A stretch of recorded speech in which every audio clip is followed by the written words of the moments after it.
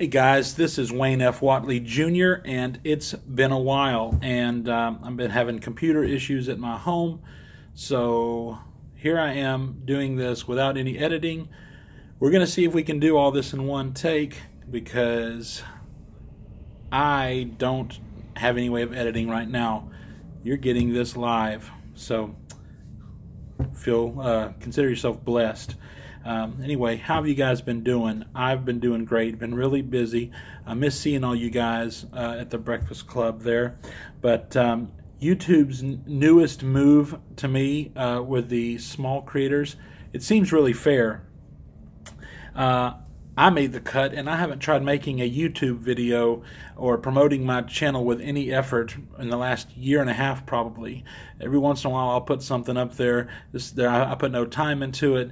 I had 205,000 minutes, watch time minutes in the last 365 days, and that was with no effort on my own. So I think if somebody doesn't make that cut, and I have a little over 1,000 subscribers, if someone doesn't make that cut, then they're not really trying, because I'm not trying at all. And I remember back whenever I first became a YouTube partner, it was different. I had to actually apply for the being a partner. You used to have to apply for partnership, and I made it. Of course, the funny thing is I had less subscribers, and I had more engagement because I was making regular content. I think if you make regular content, eventually the subscribers will come and the watch minutes will definitely be there. But that's not what I'm here to talk about. I was just responding to all I've seen so many videos about this lately and on Twitter and stuff, and I'm not on Twitter, so I get all my Twitter information secondhand. So I want to talk about the hive mind, and I'm going to try and keep this as brief as possible with no editing. I know there's going to be a lot of filler here that I would normally cut out. But the hive mind, it manifests itself through several different means. I want to talk about, first off, collectivism, where the powers that be will divide and conquer through different things, such as one example is hating Donald Trump just because of who he is. Now, the man has done a lot of things. He's definitely not my favorite person. I am not a Donald Trump supporter, but just like with Obama, I was not an Obama supporter either. But I could find some of the good things he did, such as whenever he mended relations with Cuba a little bit more. Obama did that. I've also found some good things that Donald Trump's done, but some of us, we cannot be honest with ourselves, because if we like something that Donald Trump has done, then that means that we're all of a sudden mixed in with being a racist and whatever else we think he is. That's not true. An asshole can do something good, and you can like something he does.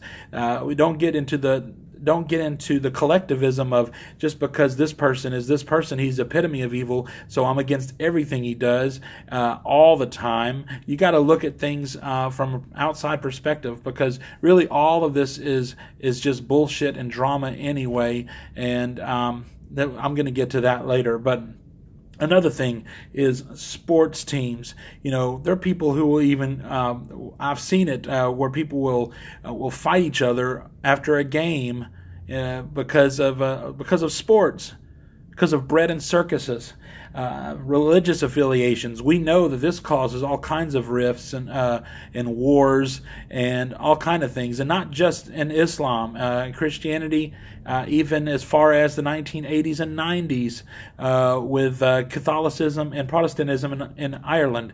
This shit happens, and so collectivism. We're on this team, not on that team. Everything about this team is bad. We've made it like a comic book where there's no nuance. This person's 100% bad, and this person's 100% good, and we ignore the flaws of the one we like, and we do not give any mercy to those who we don't.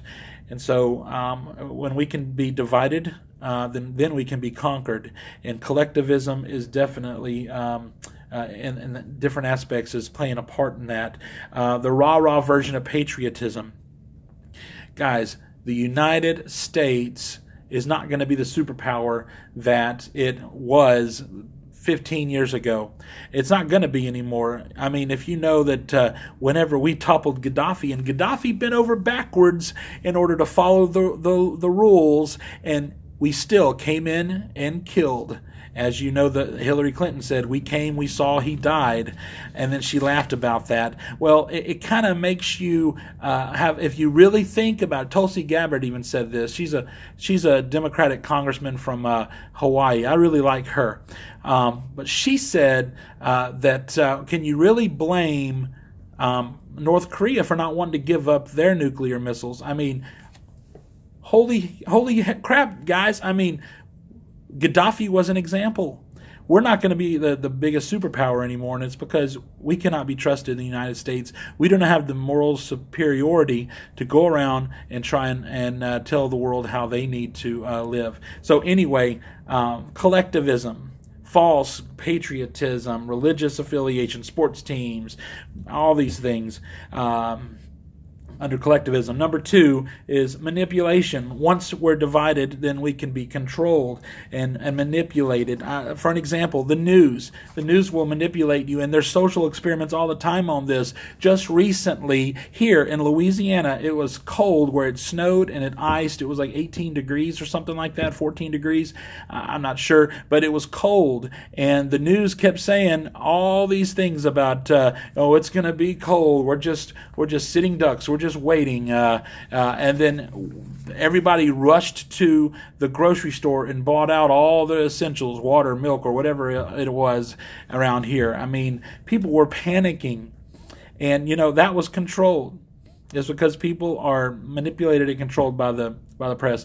It lasted a day or so, and it was nothing compared to what you would think, but it just shows that people were controlled in mass.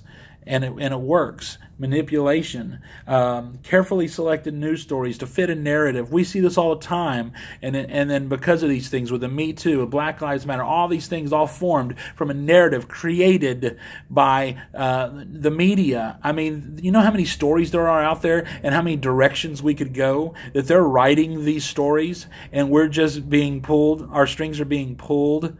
I mean, come on. These are things we're being manipulated with. Politicians feeding you a line of bull to keep you in line with their party is a form of manipulation. Television programming. It's called programming for a reason. Yes, they are trying to push forth an agenda. Even if it's one you agree with, you have to admit there's programming in any shows, even from shows like The Flash or whatever shows I've watched. I've seen things and I'm like, yeah, I can see right through that. Little political statements here and there. Nazis are bad. Of course we know Nazis are bad. But all kind of things like that. I mean, I'm rambling and I don't want to expound on that because this video is going to be way too long. But public education is a way to control you. Public education, at least from my experience, it teaches you how to be a good student, how to shut up, how to not ask questions that are outside of the narrative or paradigm of what they want you to ask. There's people who cannot sit in a classroom for so long without getting so antsy. And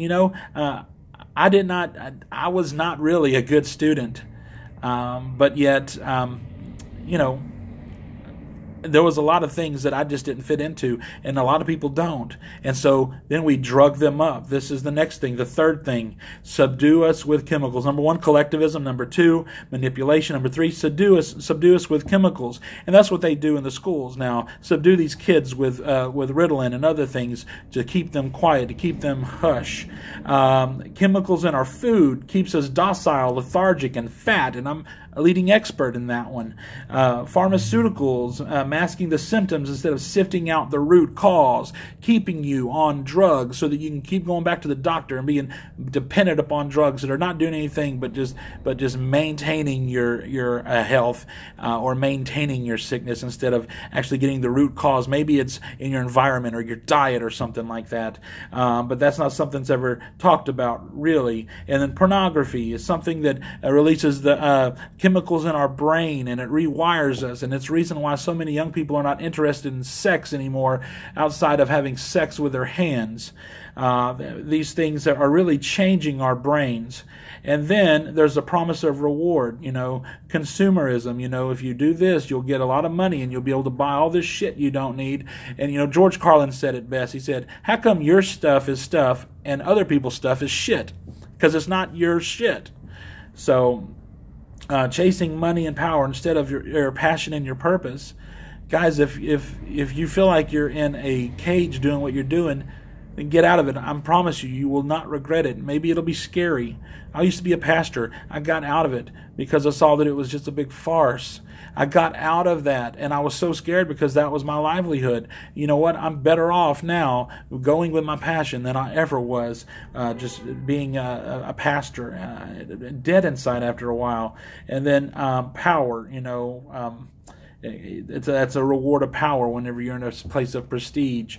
That's the promise of reward, but these rewards are really hollow. And so how can you overcome? Well, first, be honest and introspective for a few minutes.